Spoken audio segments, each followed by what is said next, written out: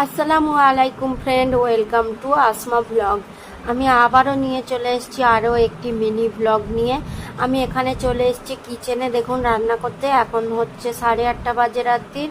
আর এখানে আমি ভাত বসিয়ে দিয়েছি, আর এখানে ডিম সিদ্ধ করতে দিয়েছি।